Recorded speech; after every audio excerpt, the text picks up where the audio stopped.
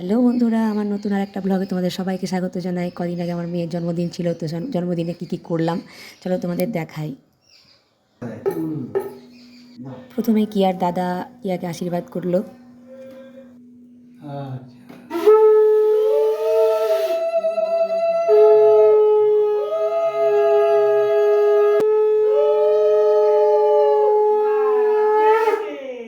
এবার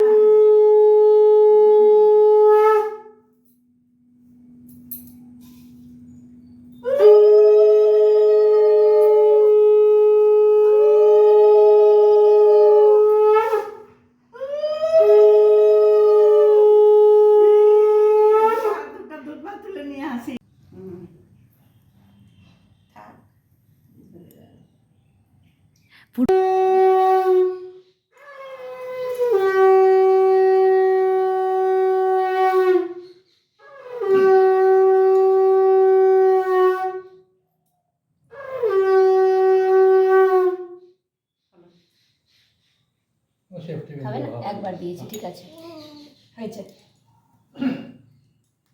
তুমি যাও এবার।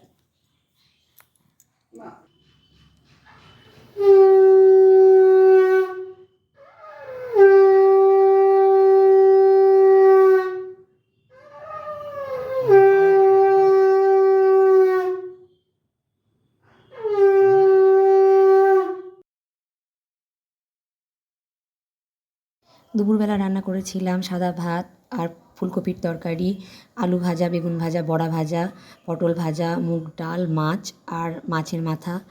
স্পেশালিও দাদা নিয়ে এসেছিলো 1 কেজি ওজনের মাথা, সেটাকে আমি কেটে দিয়েছি কারণ অত বড় মাথা ভাজা মুশকিল।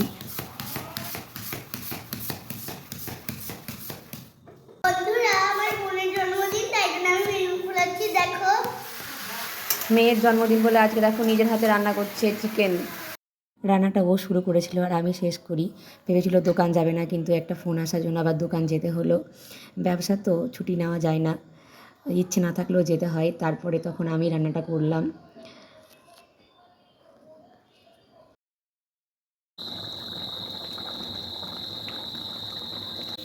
আমি 750 বাসমতি চালটা সেদ্ধ করে নিয়েছি, আর সেদ্ধ করার সময় এলাচ, লবঙ্গ আর দারচিনি দিয়েছিলাম একটু সাদা তেল, যাতে গায়ে গায়ে না লাগে তাই জন্য। আর চিনি আমি দিয়ে দিচ্ছি না, আমি দেখো গরমে গলে যাবে চিনিটা, তার জন্য 150 গ্রাম মতো। প্রথমে ঘি দিয়েছি, তারপর ক্যাপসিকামটা দিয়ে দিলাম। কিছুক্ষণ ভেজে নেওয়ার পর কেটে রাখা গাজরটা দিয়ে দিলাম। দেখো গাজর ক্যাপসিকাম সব ভাজা হয়ে গেছে। এবার এখানে দারচিনি, এলাচ আর লবঙ্গ আছে, দিয়ে দিলাম।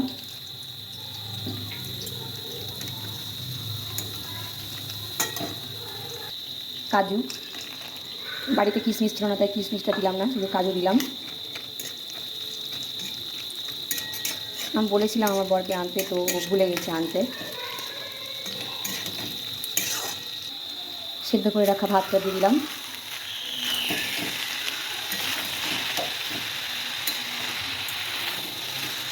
চিনি বলতে অনেক সময় লাগে, তাই জন্য আমি অনেক সময় চিনিটা গুঁড়ো করেও দিই।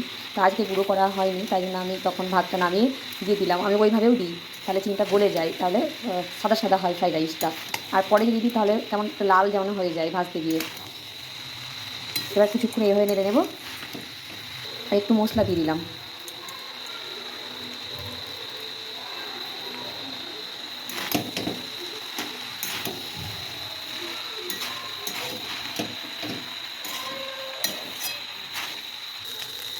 নামানোর সময় অনেকে ঘি দেয়, কিন্তু আমি দিলাম না, যেহেতু আমি প্রথমে অনেকটাই ঘি দিয়েছিলাম, আর রাতের বেলা যেহেতু, তো আর ঘি দিলাম না, সব বাচ্চারা খাবে।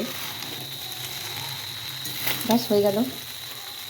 কেমন হয়েছে অবশ্যই কিন্তু জানাবেন। আর অল্প পরিমাণে একটু লবণ দিয়েছিলাম।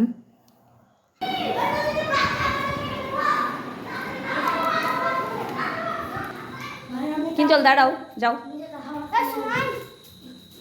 যাও, কিয়া দাঁড়াও পাশে, তাড়াতাড়ি কেটে নাও। Happy birthday to you, happy birthday to you, happy birthday dear Kiya, happy birthday to you. কখন থেকে খাওয়ার জন্য অপেক্ষা করছে কেকটা।